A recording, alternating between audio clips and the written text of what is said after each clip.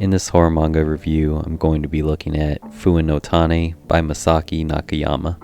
In my first video on YouTube, I looked at another one of Nakayama's horror manga called Koisho Radio, and in that video I called it the scariest horror manga that I've ever read. And looking back on that video, I would still probably agree with that opinion. But one thing that I do regret about that video is that while I was saying that I consider Nakayama's previous work, Fuan no Tane, to be less scary than Koisho Radio, I feel like I sounded like I didn't enjoy Fuan no Tane as much or didn't think that it was a good manga, when in actuality it is one of my favorite horror manga, and I think it did lay the groundwork very well for what Nakayama would do later in Koisho Radio. And even with the probably couple hundred horror manga that I've read, Fuan no Tane is probably still the second scariest horror manga to me. So since I previously made a video talking about Koisho Radio, I thought I should also make a video talking about Fuan no Tane. Fuan no Tane would begin publication in 2002. It would run for 3 volumes. It would get a 4-volume sequel, Fuan no Tane Plus, beginning publication in 2007. Fuan no Tane would become his most popular work and become the work that he is most known for, even getting a live-action adaptation in 2013. I've heard pretty mixed things about the movie, some positive but most negative. I went into it with pretty low expectations and was actually pleasantly surprised. The movie attempts to connect the disconnected short stories of the manga into a single connected story in the movie, to mixed results. The movie actually had a few really good moments and genuinely creepy scenes, but it also had some misses with some really bad looking CGI and special effects. The movie ultimately isn't a very good adaptation of the manga, but it was kind of interesting in some ways as a horror movie. But anyway, back to the manga. The title, Fuan no Tane, translates to Seeds of Anxiety, and that's a pretty accurate title for what type of horror you will find in this manga. The manga is organized in a number of short stories that are unrelated to each other. The stories are all pretty short, some being the typical chapter length of a manga, maybe 10 to 15 pages, and some of them even much shorter than that, just being maybe 2 to 4 pages long. The stories all focus on strange happenings with unrelated characters, each story listing a time and a place where each event happened, giving the feeling that these stories are like urban legends or ghost stories that are being compiled and told through this manga. The stories focus on a type of horror, of things that feed on your anxiety, whether it be encountering something unknown and bizarre, having your personal privacy invaded by some unwanted visitor, or being watched against your knowledge by something sinister. These are prevalent themes that run through all of the stories in this manga. Many of the stories seem to be influenced by Japanese urban legends and have a very similar feel to a lot of their urban legends of encountering some type of strange entity or vengeful spirit. The creatures and spirits in the manga are original creations, but I feel they are reminiscent of urban legends like the Slit-Mouthed Woman or similar Japanese urban legends. And like in a lot of these urban legends, the origin of the creature or spirit is not explained, and we don't really get any sort of backstory or explanation of what its motivations are. It's something pretty common in Asian horror, where the horror is based around encountering the mysterious and the unknown. So I know that is sometimes a sticking point where people don't enjoy the stories because of the lack of explanation. So if you do read this, do go into it knowing that there aren't going to be explanations for everything. In my opinion, they don't need an explanation, but I know a lot of people I've heard have complained about that, and online usually list that as one of the weaknesses of the manga. Many of these stories follow one of 2 patterns, the first being coming across something unknown and terrifying while going about your normal day, and the second being at home and having your privacy invaded by something mysterious and terrifying. In the first type of stories, you'll see stories where the main characters comes across some sort of spirit. A lot of times they'll be going around and seeing a person acting bizarrely, and then when they go check it out, they'll realize that something's horribly wrong. They may see what appears to be an attractive woman walking by, and when they go to approach her, they'll realize that she has no face, or there's something horribly wrong with her face.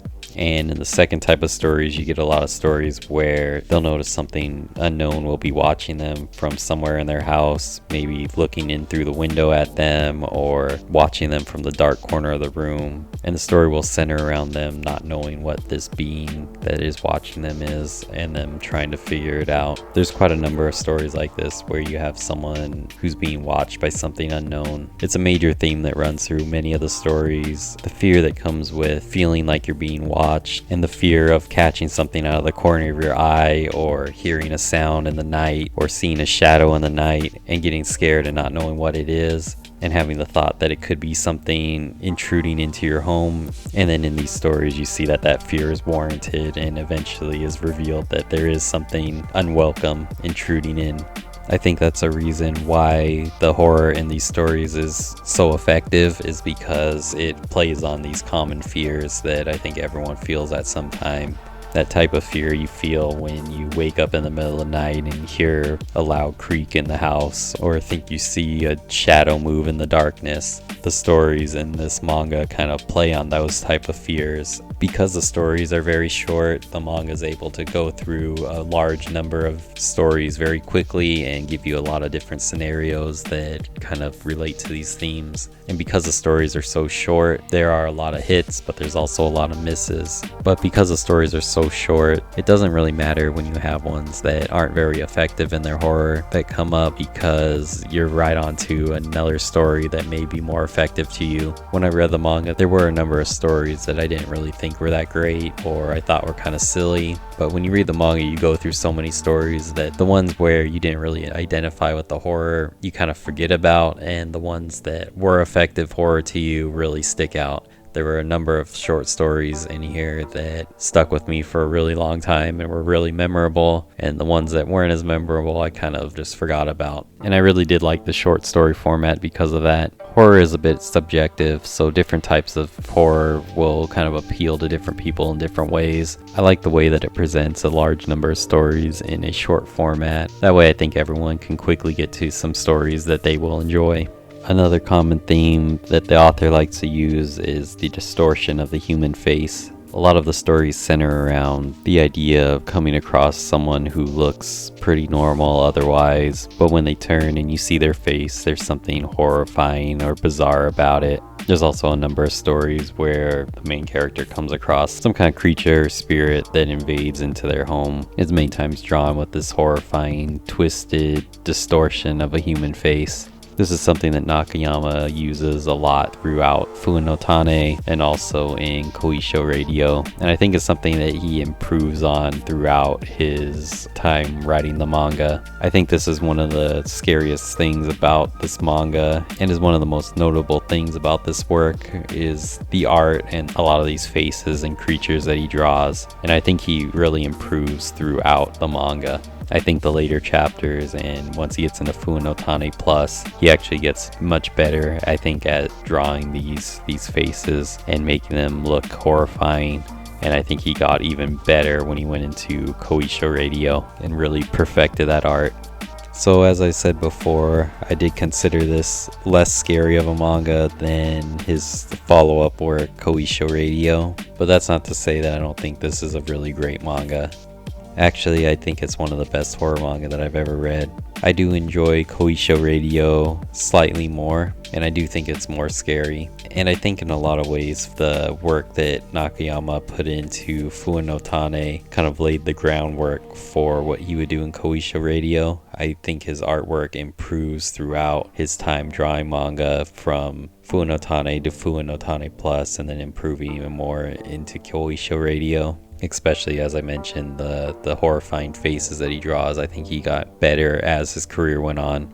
Another reason why I think this manga is a little bit less scary is because not all of the stories are really even meant to be that scary. There's a few stories that really just center around things that are unexplained rather than actually being scary. Like there's this one very short story where the character goes down this alleyway, and at the end of the alleyway on the wall there's a sign that just says French, and the character questions like what the purpose of the sign is, but there's no payoff, there's nothing horrifying that happens. It's just like a bizarre, unexplained sign on the wall. Like, why would they put that sign there? It doesn't seem to mean anything. So there's a few stories like that where there's no really scary part, it's just kind of something that's unexplained or weird. And then there's some stories where what happens is almost kind of funny. Like there's this other story where this guy's in his apartment and he sees a shadow by his window and it looks like someone's looking in at him. And he gets up to confront the guy and he opens the door, and in front of him is this horrifying corpse-like figure holding a sickle.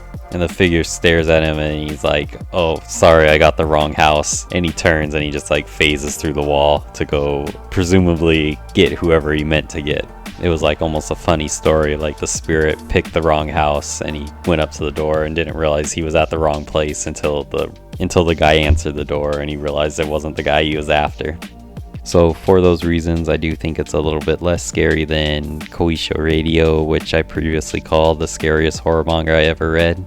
But ultimately, I do think this is one of the more scary horror manga, and definitely one of the best. This one's probably one of the most well-known horror manga outside of Junji Ito's work, and it's definitely the horror manga that I would probably recommend to people trying to branch out into different types of horror manga after being exposed to Junji Ito's work, which usually seems to be the gateway to horror manga for a lot of people. And at the time when I first read Fuan no Tane, it was the scariest horror manga I read at that point, in my opinion, although I think it was surpassed by Koisho Radio. I think it hits an interesting niche for a type of horror that is not often explored, and I think it does it very effectively. So I'm going to give Fuan no Tane 4 stars out of 5 and give Fuan no Tane Plus 4.5 stars out of 5 because I think he improved his art and delivery of the horror style that he was going for in Fuan no Tane Plus, and it had more stories that stood out to me. I don't believe I gave a score to Koisho Radio in my first video, so in case you're wondering, I'd probably give that one a 4.5 stars out of 5 also. These all get a really high score from me. I think they are some of the best horror manga to ever be made. I'm a huge fan of Nakayama's style. I think horror manga in general, I think is really cool, but a lot of times struggles at actually being scary. After all, manga is just a drawing, where something like a movie or even a video game may be more immersive and may be more easily able to scare the viewer. But I think this manga hits a type of horror that is a little bit different that a lot of media doesn't really explore, and it makes it a lot more effective. I think this is one of your best bets for actually finding a horror manga that is truly scary. And even if it doesn't right out scare you, if you're kind of like me where you're pretty desensitized to horror and can't really truly feel real fear from horror media anymore after being so desensitized, I do think there's still at least some stories in here that will kind of stick with you and kind of get you maybe jumping at shadows a little bit and kind of feeling that type of paranoia or nervousness. I know several of the stories stuck with me for a while and maybe even felt like kind of a little bit of that kind of paranoia, which is really rare for horror media to have much of an effect on me anymore. The read was very enjoyable, so I definitely recommend this manga. And as I said, even if it doesn't really scare you, it's definitely an enjoyable read and definitely one of the best horror manga out there. And if there is a horror manga to scare you, this is a good bet. I would probably say this is the second scariest horror manga that I've read, with only Koisho Radio, also by Nakayama, being scarier. I would definitely recommend checking this out if you haven't already. I know it's one of the most popular horror manga out there, so if you're into horror manga, you've probably already read it, but if not, definitely check it out. That's going to do it for this video. I hope you enjoyed the video. If you did, please like the video, leave a comment. It helps a lot with YouTube showing the video to people. And if you aren't subscribed, it would be great if you would subscribe. I will be doing more horror manga videos. I haven't done too many so far, but I'm trying to work on those and put a few more out. I'll try to focus more on horror manga around October and Halloween. So if you're into that, subscribe to my channel. And thanks so much for watching the video, and I'll see you next time.